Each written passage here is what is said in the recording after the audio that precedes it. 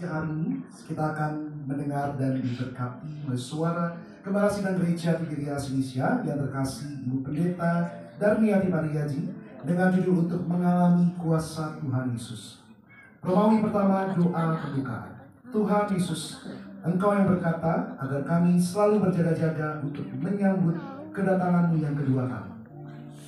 Berkatilah jemaat Tigirias agar kami semua selalu mempersiapkan diri dengan hidup dalam pertobatan, berjuang, tidak jatuh di dalam dosa, berjaga-jaga, tekun menerima perjamuan kudus dan penyempurnaan, agar kami semua diprogramkan pesta di kerajaan sorga, hidup di bumi seperti di sorga, dalam nama Tuhan Yesus. Haleluya, amin. Romawi yang kedua, untuk mengalami kuasa Tuhan Yesus. Pertama, selalu intim dengan Tuhan Yesus atau datang kepada Tuhan Yesus. Dalam Lukas 9 ayat 10 sampai 17, Tuhan Yesus tidak pernah menolak siapapun yang mau datang kepadanya.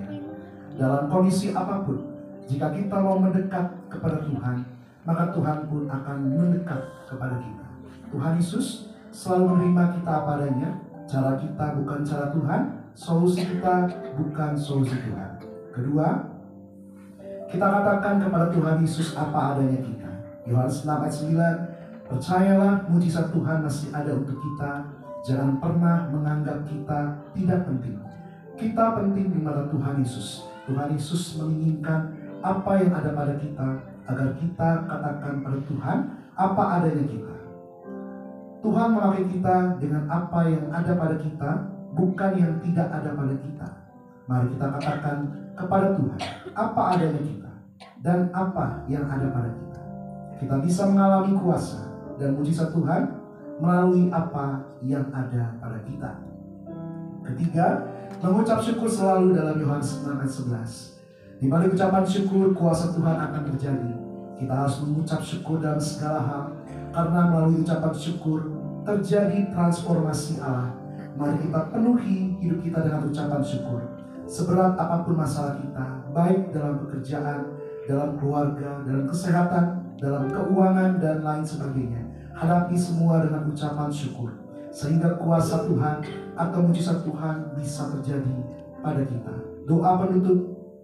Tuhan Yesus, kami berdoa agar kami hidup sepenuh-penuhnya di dalam Engkau dan hidup di dalam kekudusan, menjadi pelaku daripada firman-Mu, hidup menyenangkan hati Engkau, tidak mendukakan hati Engkau, dan tidak mendukakan hati sesama. Engkau menghendaki agar nama kami tercatat dalam kitab kehidupan di surga.